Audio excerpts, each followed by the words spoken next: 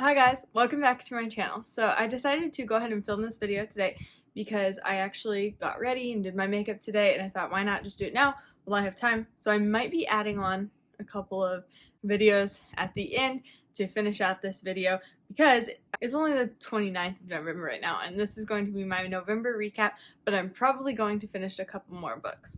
So I feel like my reading is slowly getting better versus like if you compare it to October or September. November I did better and read a little bit more, and hopefully December will be even better. I'm actually on track with my Goodreads goal of reading 100 books this year, so I'm pretty impressed by that, and hopefully I can read the last I think 15 more by the end of the year. So I read 7 books this month with a total of 2,460 pages. So I feel like that was a pretty good month. I finished some big books this month that I'm excited to get into. So the first one is a big one. I actually listened to this one, and I was listening to, I can't remember what it's called, but the sequel to The Spice King. I listened to that maybe last month or the month before, and it just briefly mentioned Theodore Roosevelt. And I really wanted to learn more about him and about his family. And the best biography that there is actually, I think, a 3-volume series by Edmund Morris. I only listened to the first one, and I'm not sure if I'm gonna read the other 2. So this was The Rise of Theodore Roosevelt by Edmund Morris. I gave this 3 stars. It was really informative to read, and it was, I think, 816 pages. And it didn't feel too long. I listened to it at 1.5 speed, and it wasn't terribly boring to listen to all of this history. But at the end, it did get a little bit boring. I honestly don't remember too much about this book because I finished it on the first day of November, so I'm kind of just going based off of my Goodreads review. But I agree that the first half is better. A lot of Goodreads reviewers were saying that the first half is really good, but then the second half is really political. I do remember that as he becomes governor and there's all these kind of political wars going on, it does get a little boring and you get bogged down in that versus actually seeing his personality and his family life and all that.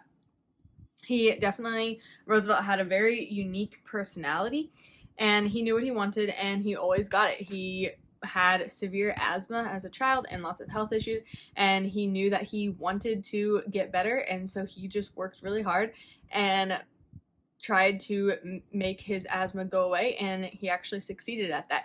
And that kind of characterizes all of his life, whether he wanted something politically or he wanted to marry someone. He just fought for it and always got what he wanted to get. I really appreciate that he didn't have any people-pleasing issues. He just went forward and did what he wanted to do without thinking about what are other people going to think, what are they going to say about me. He was just him and his loud personality, and he was confident about the things that he believed in. And I think that no matter who we are, even as Christians, we can still learn from that example of just being confident in what we know is right and not being scared of what other people are going to say. Because of the way that he really tackled any issues in his life, he tended to be not compassionate to other people who were suffering, even his own family members, his own wife. When they were suffering, he didn't really feel bad for them because he would fight so hard just to overcome any hardship that was in his way. And so he kind of thought that everyone else should act like that too, and that led to a lack of compassion on his side. So that was kind of sad to see throughout the book, just the way he lived his life. It was selfish, I feel like, and he didn't really care about other people. It was just him and his journey. And then lastly, I think it was sad to me, as I was reading this book, I really wanted to learn more about his family life because he had, I think, 6 kids, and I wanted to know, what was that like, and how was he as a father. And as far as this book portrayed, which it could just be this author, but he didn't show very much of Roosevelt's home life. He did say that he was gone a lot doing political things, being a governor. His family didn't actually live in the city where he was had to be governor. So that was sad to me to see how distant he was from his family. I'm not sure if that how historical that is and if the author left out some bits. That's just what I got from this book, and I think it's sad that a lot of people who are good presidents or governors or whatever it is, a lot of the times they're not good in their own family. which is more important than what they're doing as a job. So overall, 3 stars. If you really want to learn about Teddy Roosevelt, I would recommend it, but it is kind of nerdy to read a whole book like that just on this one person. But I found it interesting, and I think it's interesting to learn about different presidents of our country and see the history of our country and the personalities of each one and if they're good or not. Okay, the next book is Emily Climbs by L.M. Montgomery. This is the second book in the Emily series. I read the first one last month, so you can go see my review of that in my recap. This one I also gave 3 stars. I did not write a review about it, I guess on Goodreads, but it was enjoyable. It's fun to see Emily grow up, but it definitely felt like the middle book in the series. Not a ton of stuff happened. I enjoyed seeing her interactions with her aunt that she lives with in Shrewsbury and seeing her growing and her patience towards all these people who are really rude to her. This book was hard for me to listen to because her aunt is very much that person who puts other people down and doesn't understand if they're different than her. And so she's constantly saying that Emily must have some ulterior motive no matter what she does, even though Emily is just simply being herself, and sometimes she just naively does something, but her aunt always assumes that it's a personal attack against her, and that really bothers me listening or reading a book like that where there's so much like injustice and assuming what the other person is thinking. So that was really hard for me to listen to, and it really made me angry as I was listening. But I did continue the series. So the next book in order, what I read was The Return of the King. This is Lord of the Rings, number 3. I finally finished this trilogy after a year. I did read it back when I was 12, I believe, but this was my second read through, and I read through the other 2 pretty quickly last summer, and then it took a long time for me to even start this and then get through it, but I did enjoy it, and I gave it 5 stars. So this is the final book in the Lord of the Rings trilogy. I'm sure you know the storyline of it because it's a classic book and pretty much everyone knows about it. Even if you haven't read the book, you've seen the movie.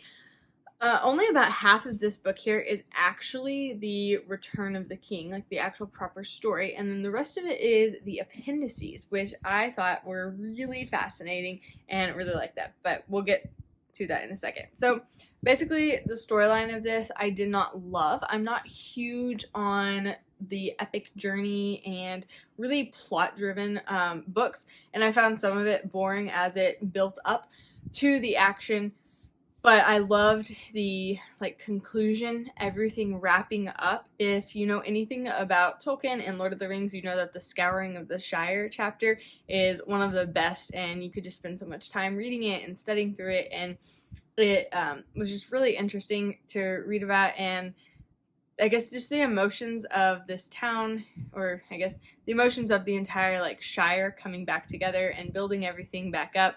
And there were funny parts, and it was just cool to see all these characters that you've followed throughout this whole trilogy, and then seeing where they end up and what they do with the rest of their life. I thought was really cool. And obviously Tolkien is just so smart. People these days, literally, I don't think they could ever write like Tolkien did, because he just connected everything together, and he was so conscious of what he was doing in his books, and he didn't forget little details that he had placed here and then in the other sections of his book.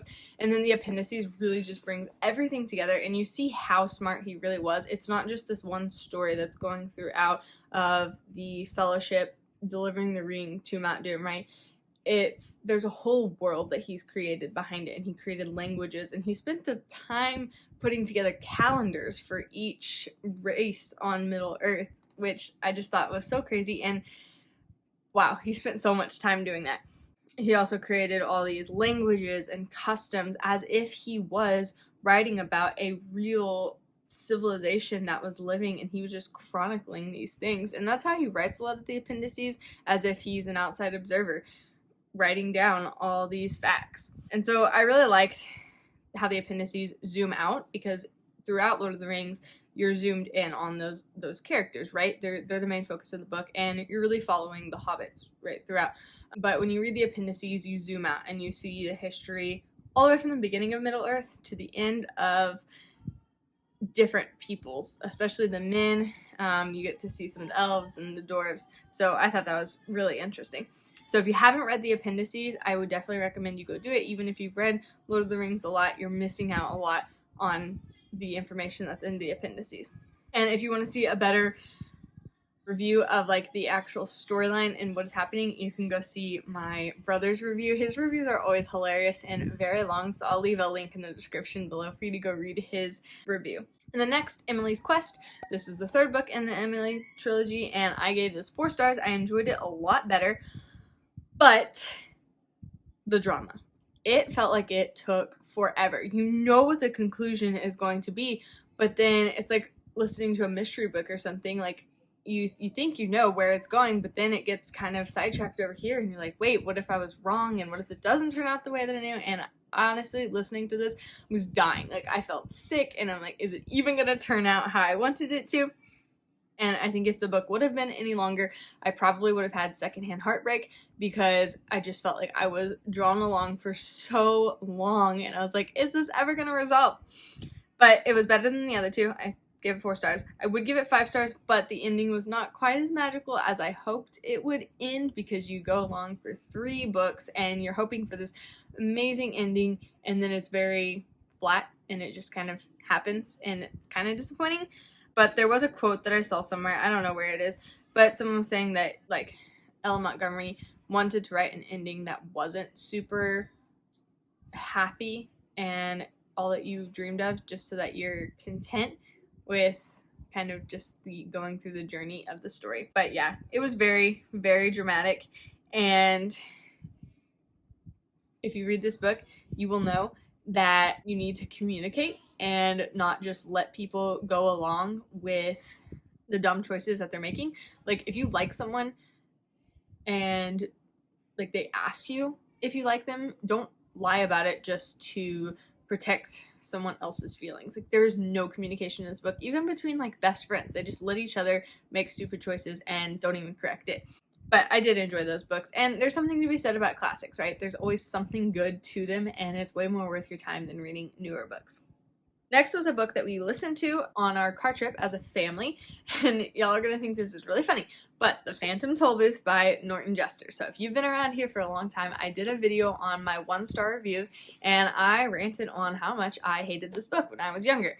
Now I understand why I hated it. Well, partly because it seems like a book written for kids, but it's not really a book written for kids, because it's basically all these like literary things, and I don't know how to describe it, but it's kind of like Pilgrim's Progress, but for words and for idioms and all these different things. So he goes through the toll booth and he visits the island of conclusions. You have to jump to conclusions. He learns about time from a ticking watchdog named Talk, and even embarks on a quest to rescue Rhyme and Reason. So basically the land is without rhyme and reason. He has to go rescue them. So I thought this was interesting the second read through. I moved my review up from 2 stars to 3 stars. The reason though that I wouldn't give it more stars than that is because I don't like fantasy, and even Pilgrim's Progress is hard for me to read sometimes. So this kind of felt like a little bit of Alice in Wonderland thrown in, like just weird things that were happening, which is just not my genre of book that I like at all. So that's why I didn't give it a fabulous review, but I still think it was a genius idea, and a lot of people probably would like it. The next book is Romanov by Nadine Brandes, and I gave this 2 stars. So I've read some other Nadine Brandes before. I'll leave the links to my other reviews of her books. I really did like her Out of Time series. That was really good. So I had high hopes for Romanov because I love Russian history. I love the Russian accent. This basically follows the story of the Romanov family. You're probably familiar with Anastasia and Rasputin, the doctor, and so it kind of shows that story, but with a little bit of fantasy thrown in. Nadine Brandes just really loves blood. So I gotta go eat, but I'll be back to finish this. Alright, I am back. Let's see where I was, because I don't remember. Oh yes, we were talking about Romanov by Nadine Brandes. Okay, so thought I would like it because Russian Romanov sounds great.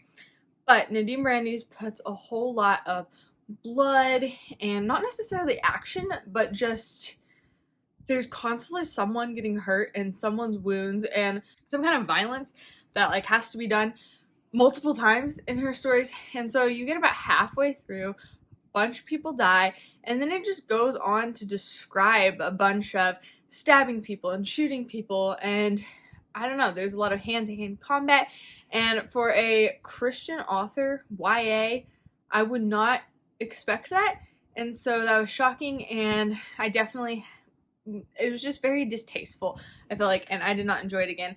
Honestly, it was so bad. I only gave it 2 stars. Wouldn't recommend it, and it kind of turns me off of any of her other books.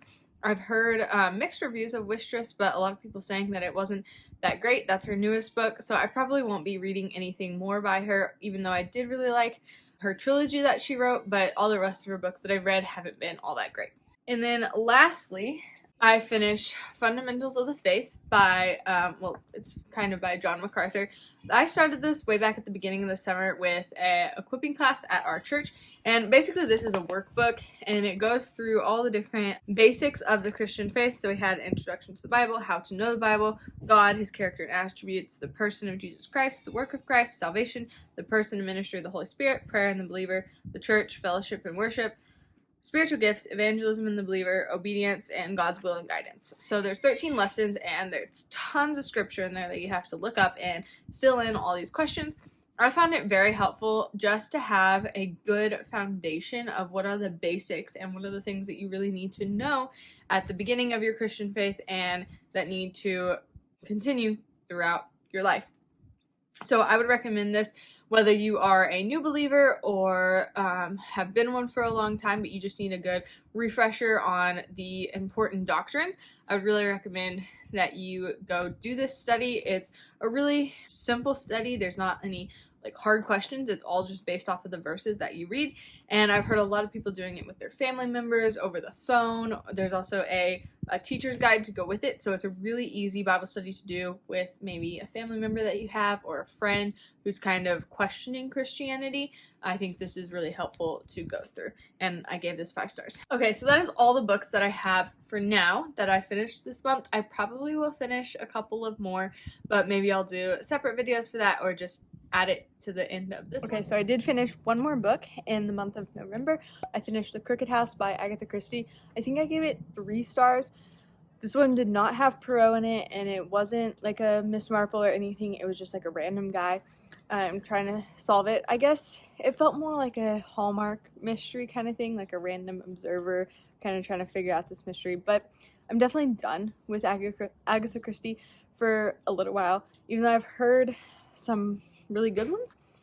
It's too gross and depressing to see people's sin and just people committing murders. Like, why would you want to read a book about that? Like, some of them are really good just because of the mystery aspect and the detective and all that, but I just didn't have a taste for that one at all, so I wouldn't really recommend Crooked House if you were going to read Agatha Christie.